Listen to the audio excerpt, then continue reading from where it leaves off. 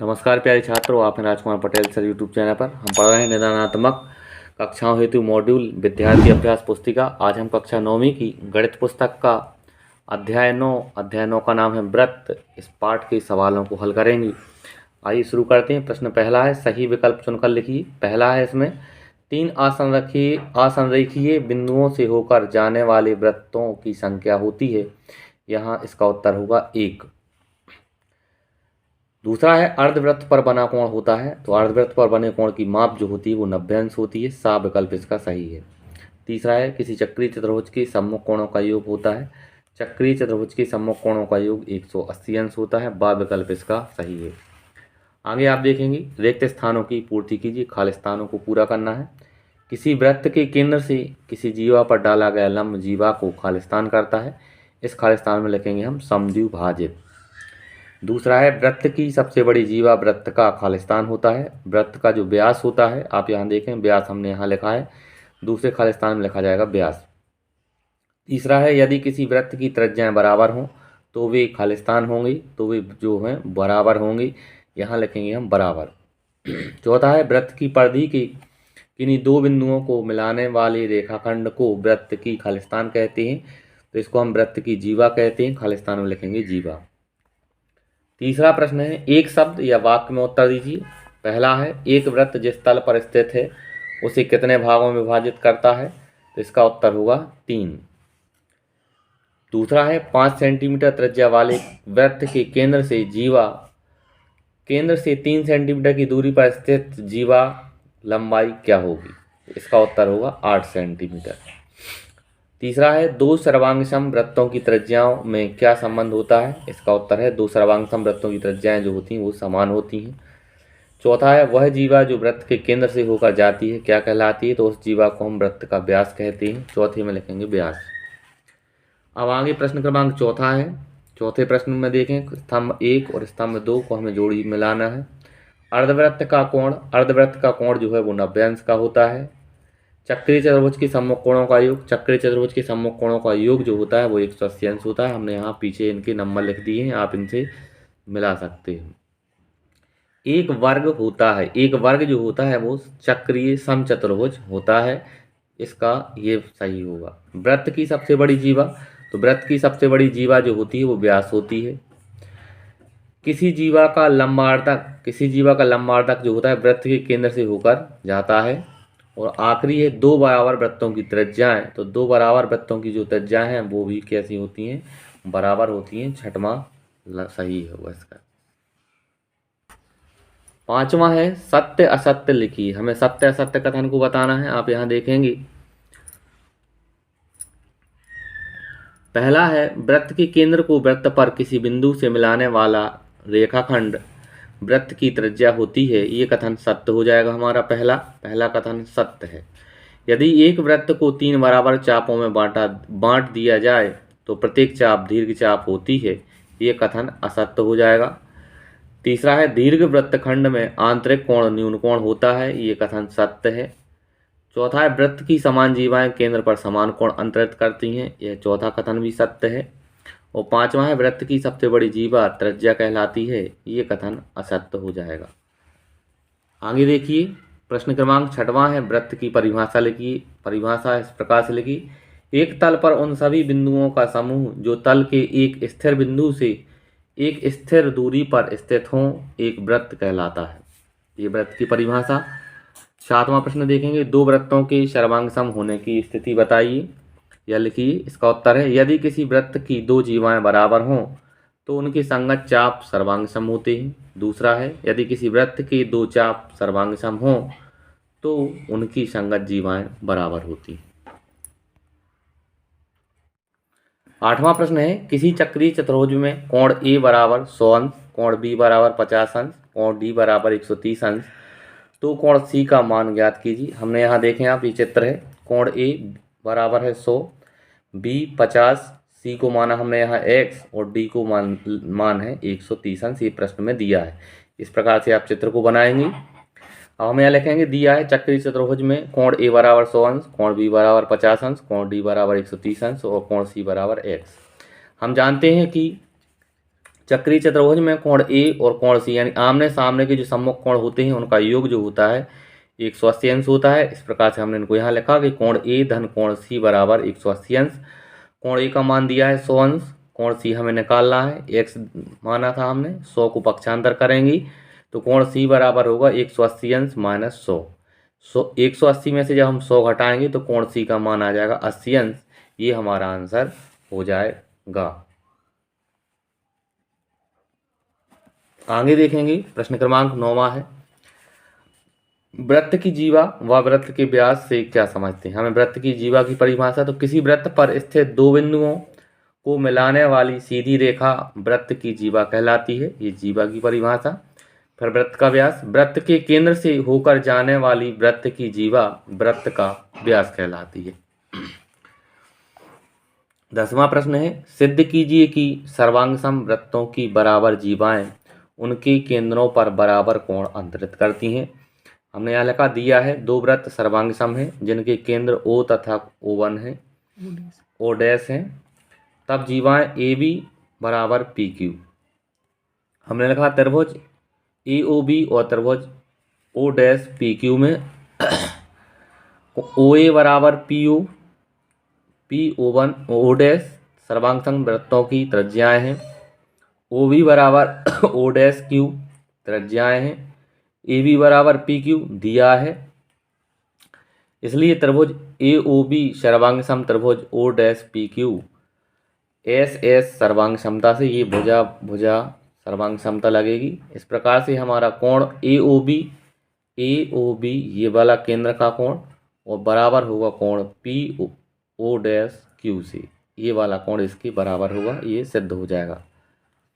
आगे देखें प्रश्न क्रमांक 11वां है, एक दिए वृत्त के केंद्र को ज्ञात करने की विधि का वर्णन कीजिए, या फिर सिद्ध करो कि वृत्त के केंद्र से जीवा पर डाला गया लंब जीवा को समद्विभाजित करता है।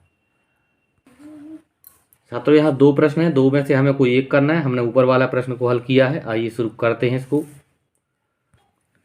हमें यहाँ लगेंगे पहले वृत्त के केंद्र ज्ञात करने की विधि, यहाँ आप ज्ञात बीच में जोड़ लेना। एक वृत्त दिया है जिसका केंद्र ज्ञात करना है। अब आप सबसे पहले यहाँ एक वृत्त बनाएंगे, माना हमने ये वृत्त बना लिया। इस चित्र को आप देखें, फिर हम रचना करेंगे। पहली बार में हम लिखेंगे वृत्त पर तीन बिंदु P Q और R लीजिए। तो हम तीन बिंदु P Q और AR हमने यहाँ इन तीन बिंदुओं को लिया, P Q और Q R को मिलाया, P Q और Q R को यहाँ मिला दिया है। तीसरा है P Q और Q R के लंब समद्विभाजक क्रमशः AB और CD खींचे। P Q और Q R के लंब समद्विभाजक हमने AB और CD को खींचा है। बिंदु O पर प्रतिच्छेद करते हैं, जो कि ये लंब समद्विभाजक हैं AB और CD O बिंदु पर क्या करेंगे, प्रतिच्छेद करेंगे, और यही बिंदु O वृत्त का अभीष्ट केंद्र होगा। ये हमारा आंसर आ जाएगा, ये O जो है इस वृत्त का केंद्र बन जाएगा। इस 11वें प्रश्न के अथवा में जो प्रश्न था उसका आंसर हमने ये लिखा है। आप वीडियो को रोक के इसको लिखना चाहें अगर तो आप इसको भी कर सकते हैं।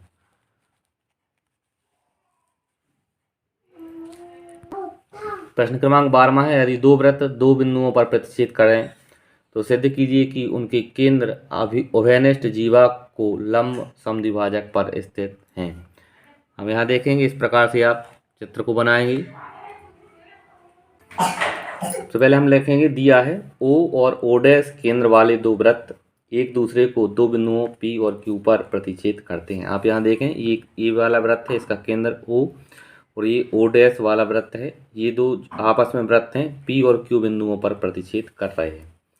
फिर हम यहाँ लिखेंगे सिद्ध करना है वृत्तों के केंद्र उभयनिष्ठ जीवा PQ के लंब समद्विभाजक हैं। हमें ये सिद्ध करना है कि ये उभयनिष्ठ जीवा जो देख रहे हैं आप, ये इन केंद्रों के लंब समद्विभाजक पर स्थित हैं। रचना, केंद्र O और O डैश को उभयनिष्ठ जीवा PQ के मध्य बिंदु R से मिलाया। ये हमने रचना कर दी है, यहाँ से R से हमने इसको मिला दिया है O और O डैश को। ये O यहाँ से यहाँ तक और ये O डैश को यहाँ तक।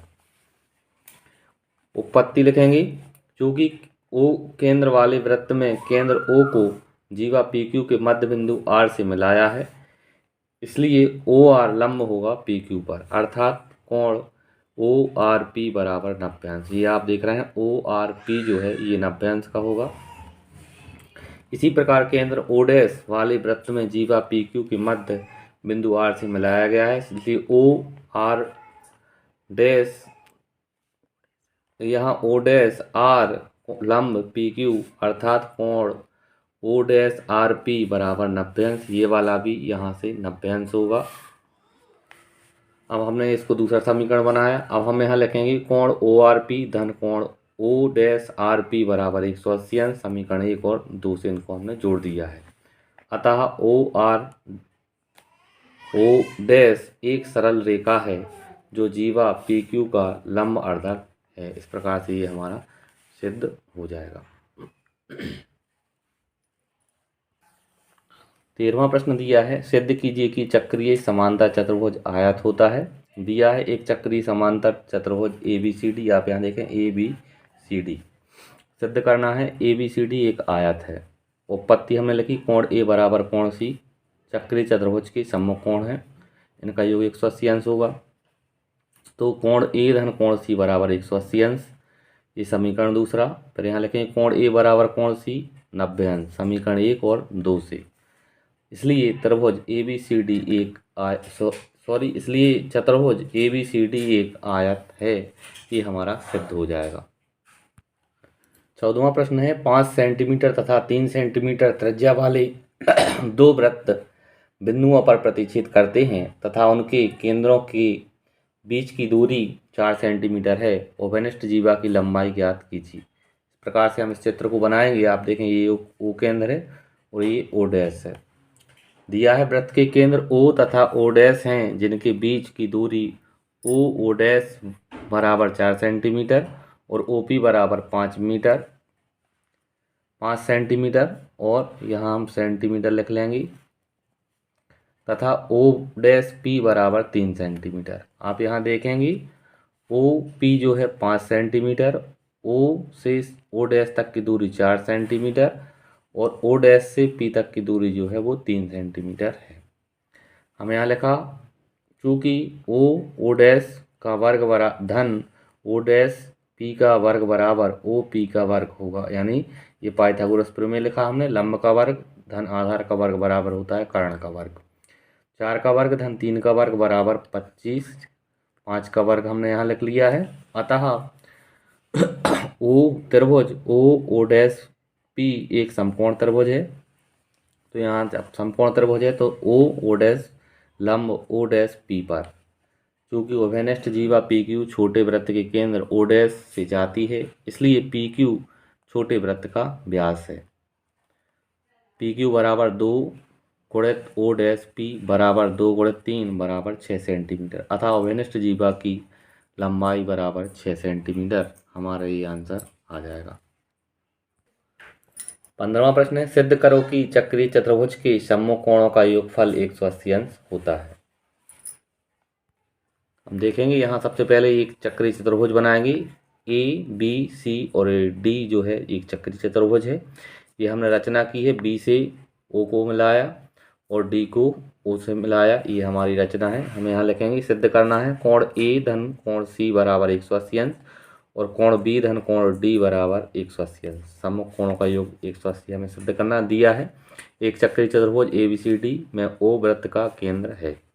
रचना की रेखाखंड ओ बी और ओ डी को हमने मिलाया, हमने अभी बताया ओ बी और ओ डी को हमने मिला दिया है। उत्पत्ति त्रिभुज, चूँकि चाप द्वारा केंद्र पर बनाया गया कोण वृत्त पर बने कोण को दोगुना होता है। ये कोण जो है इस वृत्त पर का दोगुना होगा, ये कोण इसका।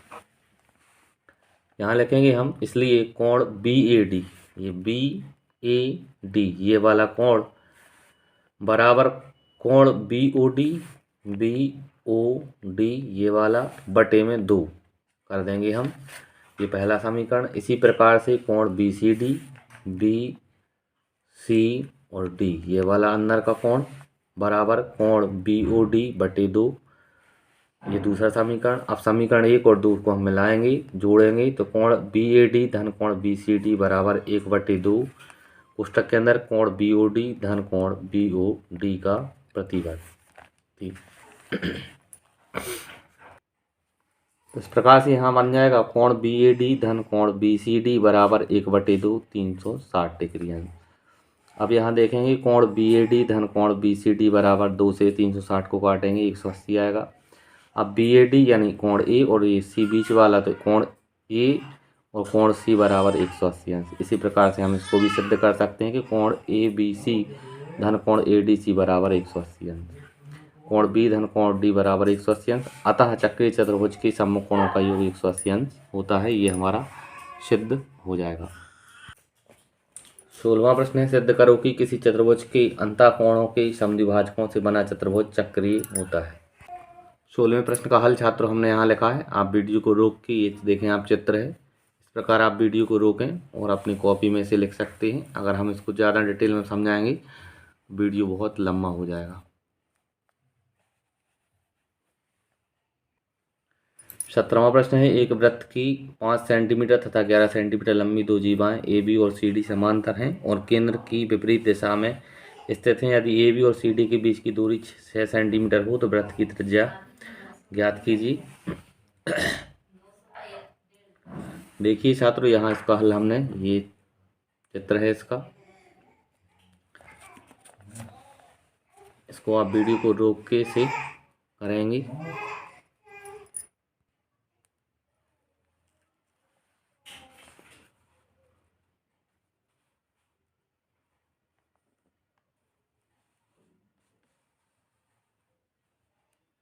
इस तरह से प्यारे छात्रों, इस वीडियो के माध्यम से हमने इस पाठ के सवालों को पूरा किया। अगर आपको वीडियो अच्छा लगा है तो चैनल को सब्सक्राइब करें, वीडियो को लाइक करें और अपने दोस्तों के साथ शेयर करें। धन्यवाद। जय हिंद, वंदे मातरम।